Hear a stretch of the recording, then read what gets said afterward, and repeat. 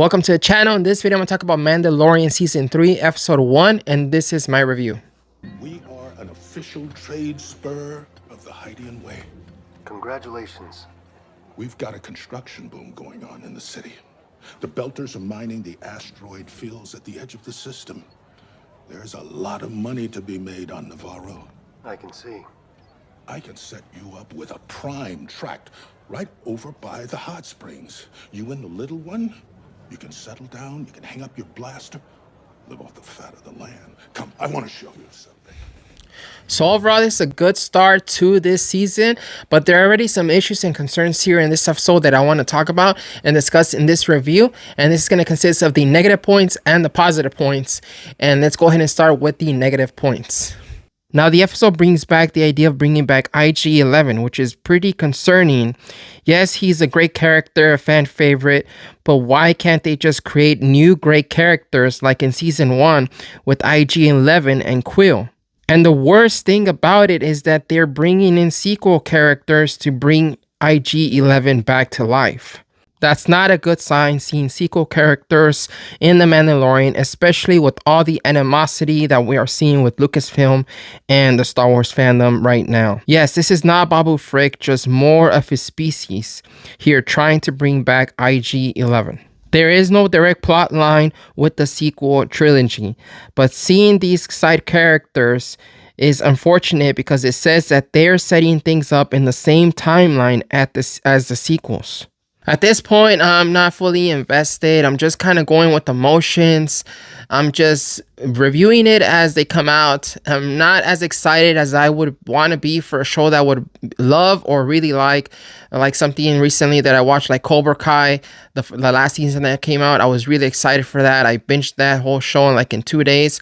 I'm not as excited for Mandalorian as something like that. You know, they're kind of funny. These little Babu Frick characters are kind of funny there with Grogu and them trying to talk to Mando. It does have sort of a kind of Star Wars charm in it, but it's still, they were from the sequels, and it's not a good sign to see them here at all.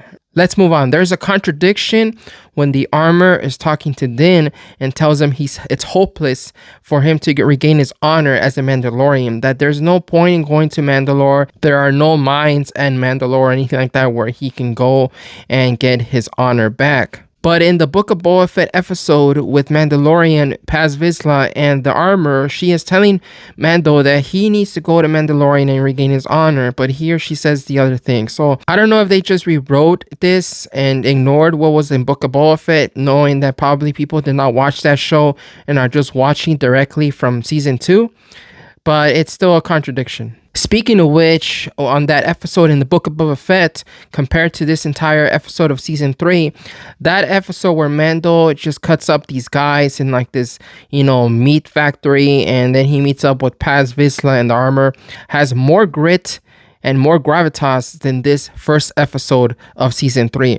That should have been the episode that we got for Season 3, the first one. I still think Grogu should have stayed with Luke longer, just to give Mando more time to do his own thing solo, while juxtaposing a story with Grogu and Luke. The Book of Boba Fett basically turned into Mandalorian Season 2.5. Another negative, and this is for fans of this character, just like myself, is that they do mention Cara Dune when Mando tells Greef Karga that he should get her for his marshal, but that Cara Dune has been recruited for special forces by the New Republic.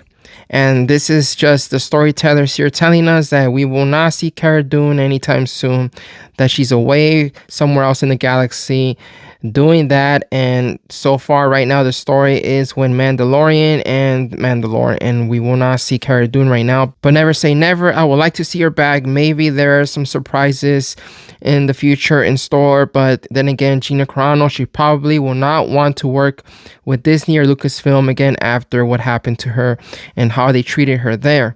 But then again, we don't know what the future holds for her character. Hopefully we do see Cara Dune again, and played by Gina Carano. As far as negative, that's gonna be it for me. For the good, overall, the episode does have a sense of fun and feel to Star Wars that anything in Kenobi or Andor. And that's because, again, it has this otherworldly, ethereal feel to the show with aliens and languages that are part of Star Wars. In comparison to Andor, where it's dry and has this ultra Earth-like realism that is not a good fit for Star Wars, but probably more of a noir sci-fi thriller, which that show didn't even do a good job at least. In my opinion, Andor sucked from a writing standpoint, but defenders think it was Shakespeare. Kenobi had very bad writing as well, with badly uninspired characters. This episode had a good beginning action sequence with the Mandalorians fighting this alligator-type creature, giant alligator, saving this kid that was being introduced into the Mandalorian culture here with the sect Children of the Watch. And then Mandalorian pops in and defeats and kills that giant alligator for them. In comparison to Andor's boring characters and Kenobi's uninspired characters, at least here the pirates have menace. The Mandalorians here are stoic yet ready for action. Greef has humor yet shows compassion and friendship towards Mando. Grogu honestly isn't overdone here with cuteness or comedy. He's actually pretty toned down, and that's good. Mando is motivated to reclaim his honor as a Mandalorian. He doesn't want to retire and live a simple life the way Greef Karga offers him.